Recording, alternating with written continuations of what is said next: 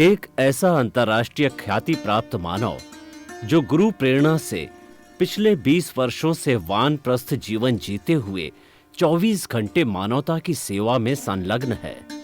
एक ऐसा मानव जो अभी राष्ट्रीय, अंतर्राष्ट्रीय टीवी चैनलों पर 7,500 एपिसोड के माध्यम से सनातन सत्य, आत्मविज्ञान एवं पुनरुत्थान, व्यवहार एवं निश्चय जगत के जीवनोपयोगी विषयों पर हृदय स्पर्शी प्रवचन कर चुका है। उस मानव का नाम है महात्मा उपासक प्रोफेसर डॉक्टर सोहन राज तातेड़।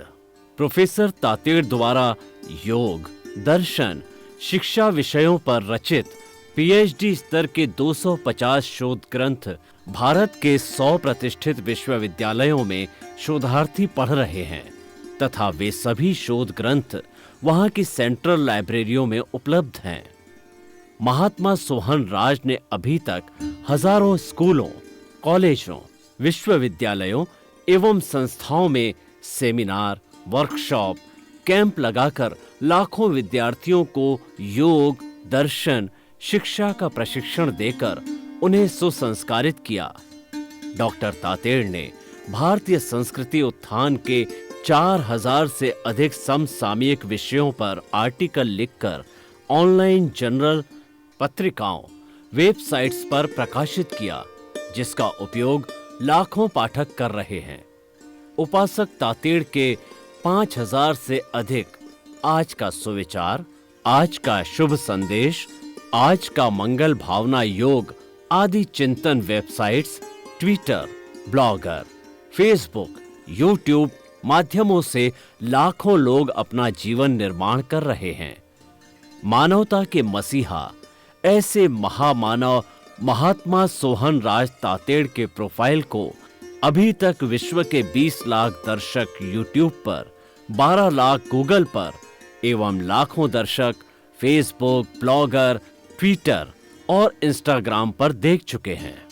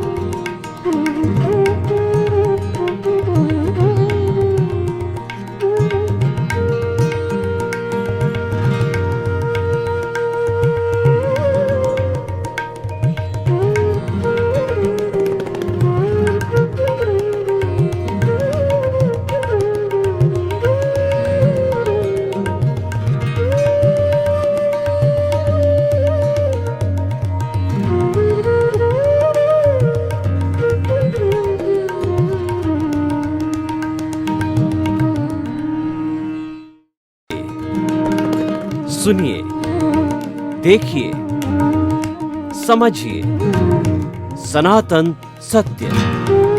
जैसी दृष्टि वैसी सृष्टि, दृष्टि विज्ञान। कुदरत, कुदरती रचना एवं कुदरत के कानून से शाश्वत सुख की प्राप्ति। जोधपुर के परम पूज्य महात्मा उपासक प्रोफेसर डॉक्टर सोहन राज तातेड़ के निर्देशन में सनातन सत्य। जैसी दृष्टि वैसी सृष्टि, दृष्टि विज्ञान।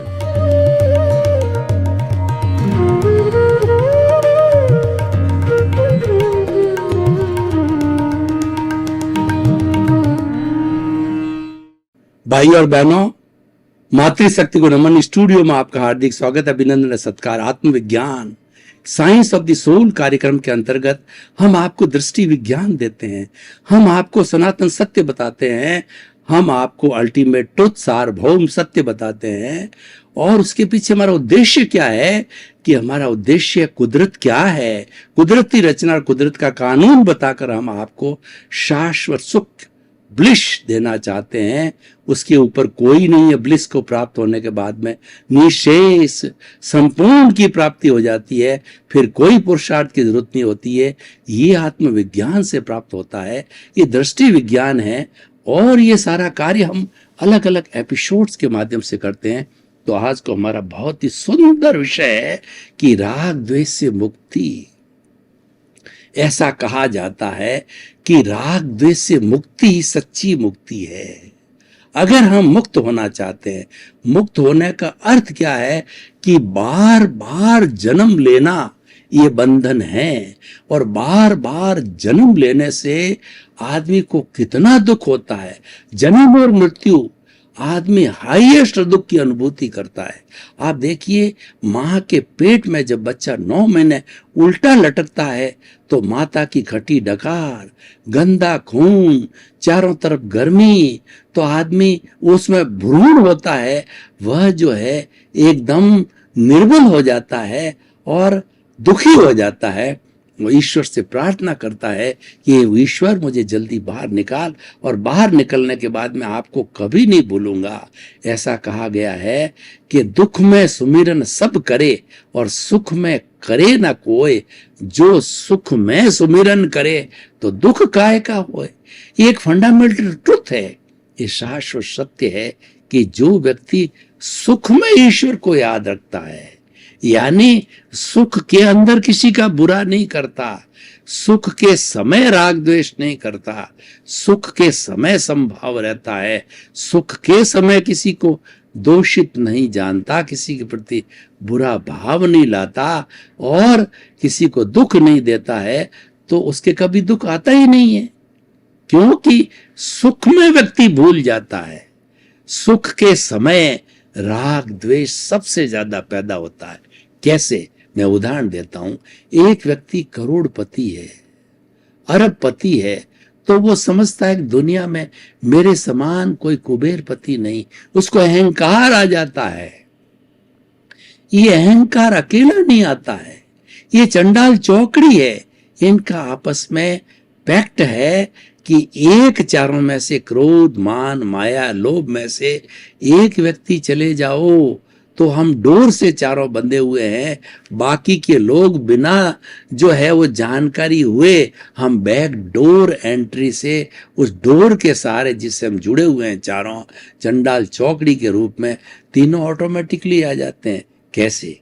जो व्यक्ति अहंकारी होता है वो अवश्य ही क्रोधी होगा, वो अवश्य ही छल कपट करने से ही अहंकार जिंदा रहता है, और वो अवश्य ही लोभ होगा, क्योंकि लोभ ही अहंकार को जन्म देता है। तो इसीलिए आप कैसे भी देखिए, अगर आपने क्रोध किया तो मान, माया, लोभ आपके साथ रहेंगे। आपने माया की तो क्रोध, अहंकार, लोभ रहेगा, और आपने लोभ किया तो क्रोध, मान, माया जुड़े हुए हैं, ये अलग किए ही नहीं जा सकते। ये इंटीग्रल है, ये मोनोलिथिक है, ये साथ में जुड़े हुए होते हैं।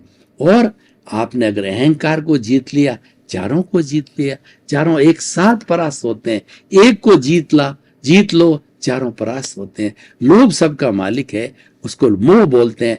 मोह सेनापति, 8 कर्मों में से सबसे बड़ा मोहनीय कर्म है, उसको सेनापति को जीत लिया जाता है तो सेना छिन्न भिन्न हो जाती है, वह चली जाती है, वह हार जाती है।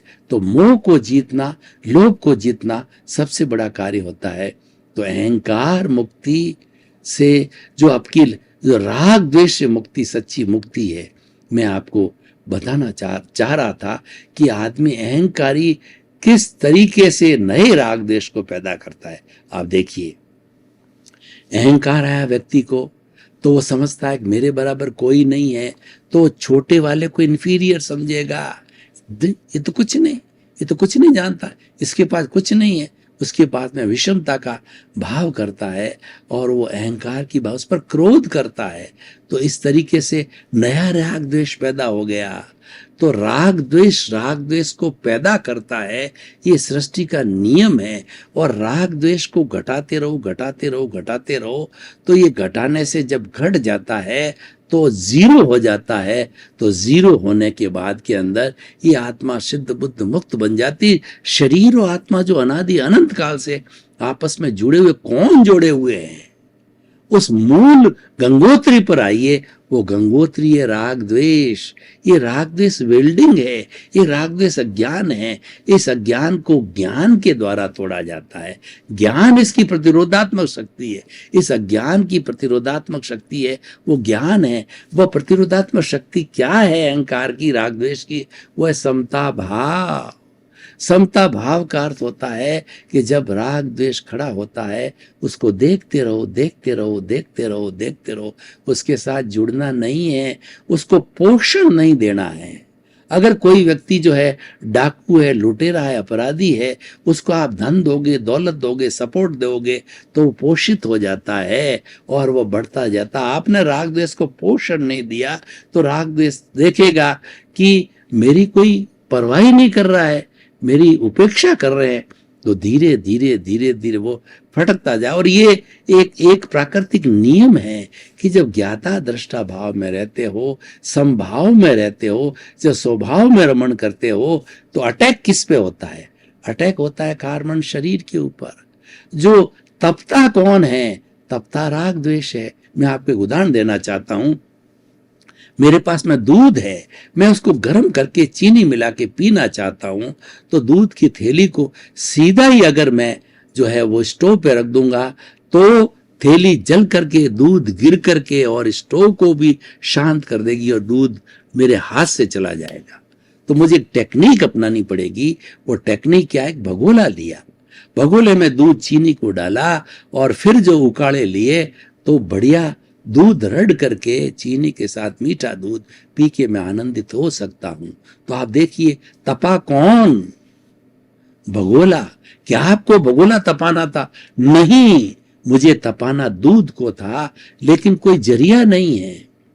इस दूध को तपाने के लिए भगोला तो बेचारा निमित्त बना, उसको तपना पड़ी। शरीर भगोला है, हम इसको तपाते हैं। गर्मी दूध पे जाती है। दूध का मतलब कार्मण शरीर, कर्मों का पुलिंदा, राग द्वेष, कषाय, क्रोध, मान, माया, लोभ, उस तक गर्मी जाती है। और जिस तरीके से दूध तक ताप पहुंचा और दूध के बीच में जो हवा है, जो परमाणु खाली जगह है, वो बुलबुलों के रूप में ऊपर उठे, टर्बुलेंस हुई और टर्बुलेंस होकर के सारे बुलबुले उठ करके there is no place in between the molecules of the our milk.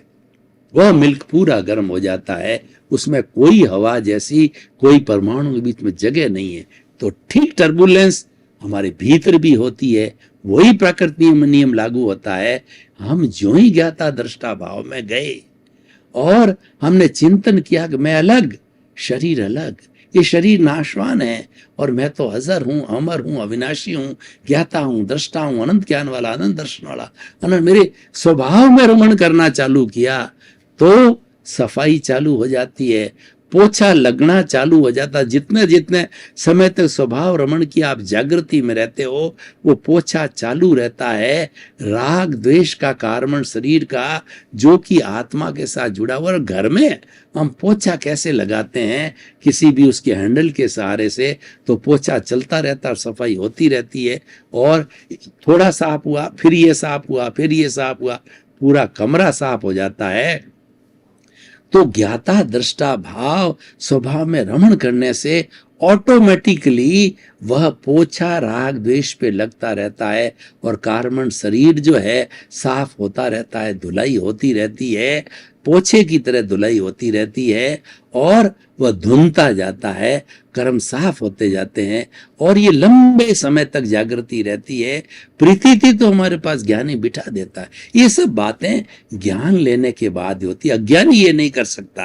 अज्ञानी तो जीवात्मा होता है, वो तो राग द्वेष में जन्म देता है, राग द्वेष को नया पैदा करता है। और हम भी देखिए अनादि अनंत काल से क्यों घूमते आए? क्योंकि हमने कभी ज्ञान नहीं लिया, गुरु नहीं मिला, पुण्योदय नहीं था, तब हम राग द्वेष मल्टीप्लाई करते रहे, राग द्वेष में जिए, राग द्वेष पैदा किया, फिर इसको बढ़ाया, फिर ये बढ़ता गया, फिर जन्म होता गया, फिर लिया, फिर जन्म होता गया। ये सारा सिस्टम जो है, बीज पौधा, पौधा बीज, चलता रहा चलता रहा चलता रहा और हम घूमते रह गए। लेकिन हमारा पुण्योदय हुआ, हमको ज्ञानी मिला, हमको गुरु मिले, और गुरु ने हमें ज्ञान दिया कि तुम भेद विज्ञान दिया, तुम अलग हो और आत्मा अलग है। ये राग द्वेष के कारण ये सोहन राज रूपी जो पुतला मन वचन काया का मिला है, ये पूर्व जन्म के कर्मों के लिए भुगतान के लिए मिला है। ये सारा जड़ है, ये तो भुगतान पीछे से लेकर के आया हो, ये तो निश्चित है, ये तो भोगना ही पड़ेगा, ये कमिटेड है, तुम करके आए हो। भोगे बिना तुम्हारा कोई भी जो निर्वाण नहीं है, मुक्ति नहीं है, इसको भोगो। व्यवहार शुद्धि बिना निश्चय शुद्धि नहीं है, तो ये भोग चलता रहता है। तो आप उसमें क्यों उलझते हो? इसमें तो प्रकृति कहती है कि मैंने इसको जन्म दे दिया पुतले को, अब ये मेरा बेटा हो गया, मेरे ताबे आ गया, मेरे अंकुश में आ गया, मेरे कंट्रोल में आ गया। तुम्हारा नियम नहीं चलेगा, अब तो मेरा नियम चलेगा। और तुम स्वतंत्र हो, फिर भी कहते हो नहीं, कर्ता बनते हो कि ये मैंने किया, ये मेरे द्वारा किया गया, धन मैंने कमाया, मेरा घर, मेरा परिवार, मेरा बंगला, मेरे जो है धन संपत्ति। तुम झूठे कर्ता बनते हो, कर्ता हो ही नहीं सकते। कर्ता तो व्यवस्थित शक्ति होती है, कर्ता तो कुदरत होती है। तुम तो एक निमित्त हो और अपने आप को पूरा कर्ता मानते हो, तो वो टांग अड़ाना हो गया, वो तुम्हारी चलेगी नहीं। कर्ता भाव मानो, भले मांगो तो नया राग द्वेष खड़ा कर दोगे, नए कर्मों का बंधन कर दोगे।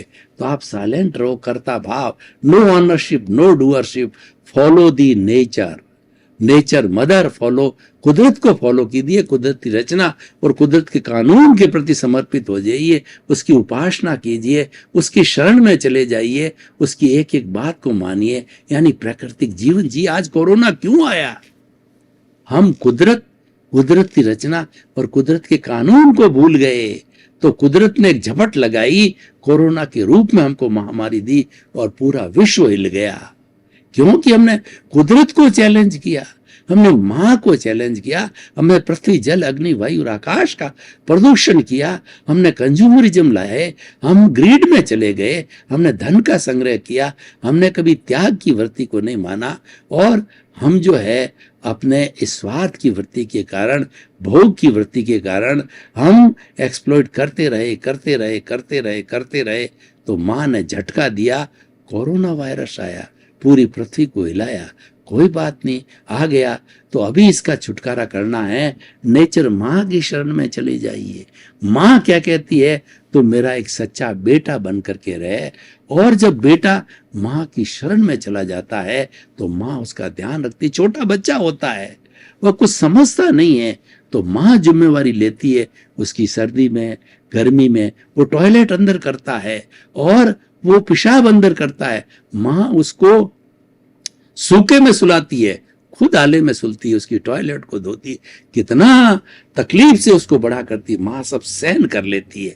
क्यों सहन करती है? क्योंकि वह उसके आज्ञा में है। आज्ञा में बाहर जाते ही जो है वो माता उसको जो है सबक सिखाती है। तो इसलिए माँ की आज्ञा में रहो, क्योंकि वो माता पिता है, हमको जन्म देने वाले हैं। उसको सपूत कहा जाता है। कुछ कपूत लोग होते हैं, माता पिता की अवमानना करते हैं। माता पिता उसको जो अपना बेटा समझ करके पैरों पर खड़े कर देता है और अच्छा कमाने लग जाता है, ब्याह शादी हो जाती है, तब उसका जब स्वार्थ समाप्त हो जाता है तब वो माँ को झटका देता है कि तुमने क्या किया, सब कुछ मैंने किया।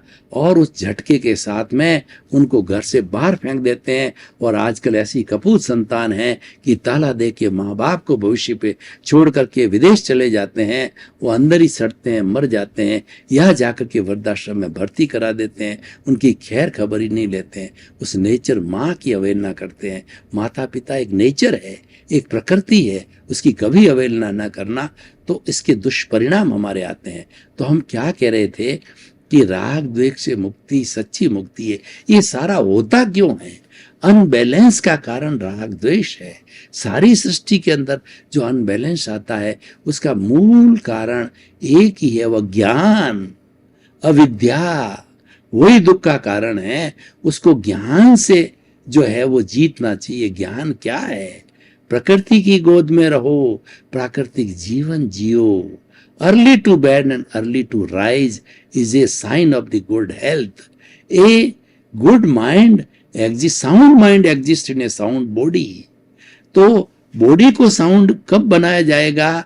जब हम बॉडी को पोषित होने वाले जो हमारे मूल तत्व पृथ्वी जल अग्नि वायु आकाश है, उसका जो है दोहन नहीं करेंगे, उसको प्रदूषित नहीं करेंगे। उसको प्रदूषित करने का कारण ही ये कोरोना है। तो उसको जीतने के लिए जो है हम पृथ्वी माँ की रक्षा करें, हम बैलेंस करें और जल देवता, वायु देवता, पृथ्वी देवता, पृथ्वी माँ और अग्नि देवता, उन सब की उपासना करें और उनको आवश्यकता के अधिक दोहन न करें। अपने लोभ के वश में होकर के हम उनका दोहन न करें। ये करेंगे कंज्यूमरिज्म नहीं आएगा, ज्यादा जो है वो हमारी आवश्यकताएं नहीं होगी, और आवश्यकता न होगी तो ये सृष्टि के अंदर ये जो चीजें हमारी बेसिक पांचों एलिमेंट्स है, शुद्ध अवस्था में हम आने वाली जनरेशन को हैंड ओवर करेंगे। जनरेशन टू जनरेशन ये शुद्ध रहेगी, क्योंकि इन सब का जन्म इसी से होता है, पोषण इसी से होता है, और इसी से पलते पोसते बड़े होते हैं और इसी में विलीन होते हैं। माँ को इग्नोर मत करो। नेचर माँ एक विशाल शक्तिशाली माँ है, सबको जन्म देने वाली, पोषण करने वाली, पैरों पर खड़ा करने वाली और अंतिम समय तक अंतिम संस्कार करने वाली माँ है। उसका कभी भी एहसान मत भूलो। तो भाई और बहनों, हम क्या कहना चाहते हैं? राग द्वेष को न्यून करो। राग द्वेष को न्यून करने के लिए समता बनाए रखो। समता कैसे बनाए रखें, इसके मैं कुछ आपको उदाहरण देना चाहता हूं। मान लीजिए हम जो सड़क पर चल रहे हैं, सड़क पर हम तो राइट दिशा में हैं, लेकिन पीछे से आकर के किसी ने टक्कर मार दी। तो टक्कर मारूंगा, दो दृष्टिकोण होते हैं। हमने उसको दोषित बोला और दोषित बोल के उसको गालियां दी, उसको ठोका पीटा, पुलिस कार्रवाई करी, कोर्ट कार्रवाई करी। तो इसका मतलब क्या है कि वो बेचारा वो भी स्वतंत्र है, वो भी व्यवस्थित शक्ति के अधीन है। वो साइंटिफिक सर्कमस्टेंशियल एविडेंसेस के तहत आपको किया है और वो भुगतान हुआ है आपका। आपको उसको दोषित नहीं अब दूसरा पक्षी है, उसको दोषित नहीं माना आपने और आपने उसको कहा भाई सॉरी, अपनी गलती आपने मान ली। तो वो कहेगा कि भाई साहब गलती तो मेरे से हुई है, आपकी गलती नहीं है। वो भी शर्मिंदा होकर चला जाएगा, बात टल जाएगी। आपने संभाव रख लिया, आपने बात को परोट लिया, आपने टकराव डाल दिया और आप एडजस्ट हो गए वहां पर, और आपने मान लिया कि ये भूल किसकी है? जो भुगतता है उसकी भूल है।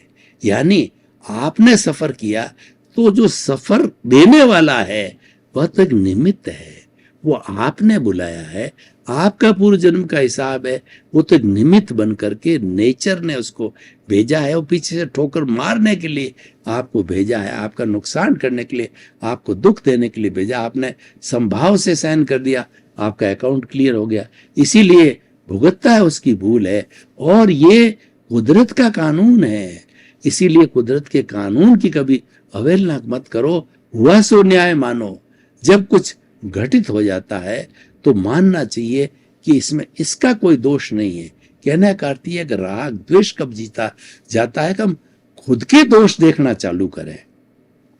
हम दूसरे के दोष देखेंगे, दूसरे के प्रति बुरी भावना लाएंगे, उसको दोषित देखेंगे तो राग द्वेष फूलता है, फलता है। और हमारे दोष देखते हैं तो राग द्वेष घटता है। राग द्वेष की अनुभूति हो जाती है कि ये तो मेरी तरफ देखता ही नहीं है, ये तो अपने दोषों को देख रहा है, मेरा पोषण नहीं कर रहा है, चलो यहां से जगह छोड़ो। तो वहां से वो जगह छोड़ करके चला जाता है और उस धीरे धीरे उसको पोषण नहीं मिलता है तो जीरो होकर के जो शून्य, जब व्यक्ति बहुत बड़ा समताधारी हो जाता है तो उसका राग द्वेष जो है न्यून होकर के शून्य हो जाता है। शून्य होने की अवस्था के अंदर वो जो है वह क्षीण मोह की अवस्था में जाकर के केवली बन जाता है, केवल दर्शन होता है, केवल ज्ञान होता है और वो प्राप्ति होने के बाद में जिंदा भगवान बनता है और वो जीव मुक्त होकर के सिद्ध बुद्ध मुक्त बनता है। तो भाई और बहनों, सब प्रॉब्लम कहाँ है? प्रॉब्लम का कारण राग द्वेष है। Here lies the point. Diagnosis कीजिए। डॉक्टर के पास हम जाते हैं तो हमारी सारी पूछताछ करता है, हमारा खान पान, हमारा रहन सहन, हमारा आचार विचार, हमारा व्यक्तित्व, हम किससे मिलते हैं, क्या करते हैं, सब छानबीन करके, नाड़ी को चेक करके, टेस्ट करा करके वह निष्कर्ष पर कोई पहुंचता है, वो डायग्नोसिस कहलाती है। तो हम अपने खुद के डॉक्टर है, आध्यात्मिक डॉक्टर है। आप आध्यात्मिक डॉक्टर हो तो आप छानबीन करो, आपको मालूम पड़ेगा सब दुखों का कारण राग द्वेष है। 100 बीमार एक अनार। अगर 100 बीमार है और आपने बड़ा भारी जग भर करके एक एक अनार की गिलास सबको पिलाई, सब ठीक हो जाते हैं, क्योंकि अनार का जूस ऐसा है, हर बीमारी को ठीक करता है। तो इसीलिए आपने एक राग द्वेष को मिटा दिया तो सारी बीमारियां मिट गई, क्योंकि दुख का कारण ही राग द्वेष है। राग द्वेष ही अज्ञान है, राग द्वेष ही वेल्डिंग है। इसको तोड़ा तो इसका मतलब यह है अब दोनों के बीच के अंदर कोई बॉन्डिंग नहीं है। बॉन्डिंग गई तो जड़ जड़ में चला जाएगा, चेतन चेतन में चला जाएगा।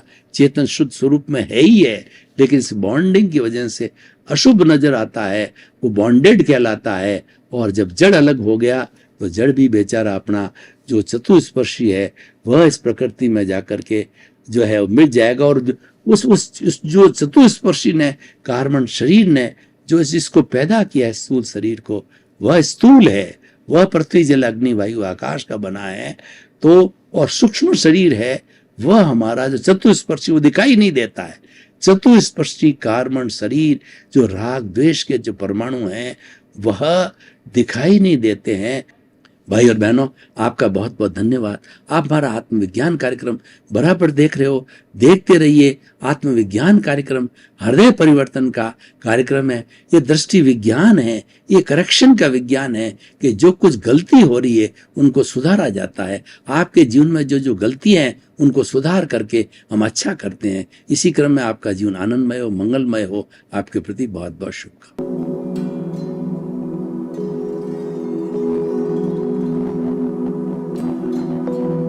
एक ऐसा अंतर्राष्ट्रीय ख्याति प्राप्त मानव जो गुरु प्रेरणा से पिछले 20 वर्षों से वानप्रस्थ जीवन जीते हुए 24 घंटे मानवता की सेवा में संलग्न है।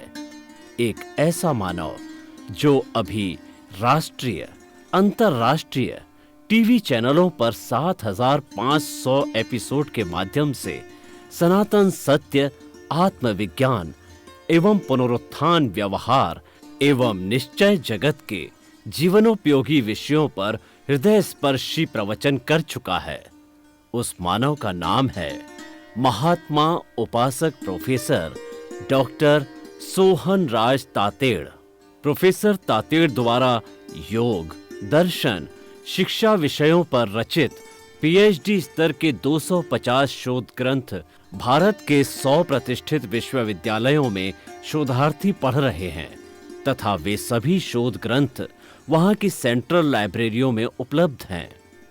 महात्मा सोहन राज ने अभी तक हजारों स्कूलों, कॉलेजों, विश्वविद्यालयों एवं संस्थाओं में सेमिनार, वर्कशॉप, कैंप लगाकर लाखों विद्यार्थियों को योग, दर्शन, शिक्षा का प्रशिक्षण देकर उन्हें सुसंस्कारित किया।